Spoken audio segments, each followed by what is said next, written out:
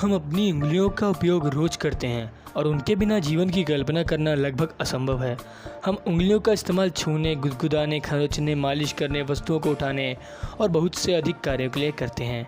तो आइए जानते हैं उंगलियों के बारे में कुछ रोचक तथ्य। दोस्तों, क्या आप लोग जानते हैं कि हमारी उंगलियों के अंदर कोई मांसपेशियां नहीं है।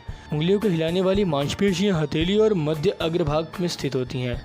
वे उंगलियों की हड्डियों से जुड़ी होती हैं जो कंडराओं की तरह उंगलियों को खींचती हैं और स्थानांतरित करती हैं। गर्मियों के दिनों में नाखून तेज़ी से बढ़ने लगते हैं और वह आमतौर पर किसी के प्रमुख हाथ पर तेज़ी से बढ़ते हैं। दोस्तों, क्या आप लोग जानते हैं कि औसतन यानी कि लगभग ज़्यादातर महिलाओं में तर्जनी और अनामिका की लंबाई बराबर होती है, लेकिन पुरुषों में अनामिका की लंबाई तर्जनी के मुकाबले ज़्यादा होती है।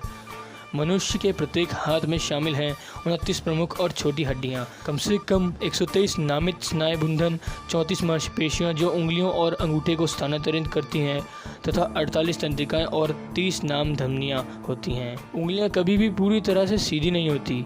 आमतौर पर तर्जनी अंगूठी और छोटी उंगली प्रत्येक वक्र को मध्य उंगली की ओर थोड़ा थोड़ा मोड़ती है और मध्य उंगली दोनों ओर वक्र हो सकती है। उंगलियों की बात के साथ साथ मैं आपको बताऊंगा कि दुनिया में किसका था सबसे बड़ा हाथ। तो दोस्तों, जो व्यक्ति था दुनिया के अंदर जिसका सबसे बड़ा हाथ था वह चीन का एक व्यक्ति था जिसका नाम था लुई। उनके बाएं अंगूठे की लंबाई 10.2 इंच के आसपास थी। उनकी तर्जनी लगभग 12 इंच लंबी थी। यह व्यक्ति एक दुर्लभ स्थिति से पीड़ित है जिसे मैक्रोडेक्टिल कहा जाता है।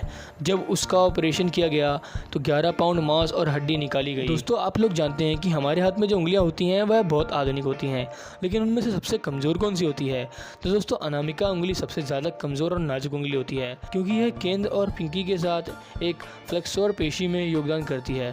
पुरुषों में तर्जनी में अनामिका की तुलना में छोटी होती है, जबकि महिलाओं में तर्जनी एक समान आकार की होती है या अनामिका की तुलना में कुछ लंबी होती है। और दोस्तों, क्या आप लोग जानते हैं कि मृत्यु के बाद नाखून बढ़ते हैं या नहीं?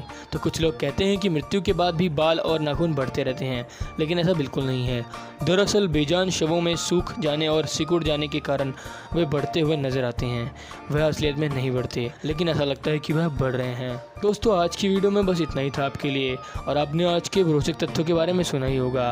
कैसे लगी आपको कमेंट करके ज़रूर बताएं, और वीडियो पसंद आया तो उसे लाइक जरूर करें, साथ में शेयर जरूर करें अपने दोस्तों के साथ। और दोस्तों, हम मिलेंगे किसी और वीडियो में, तब तक के लिए अलविदा।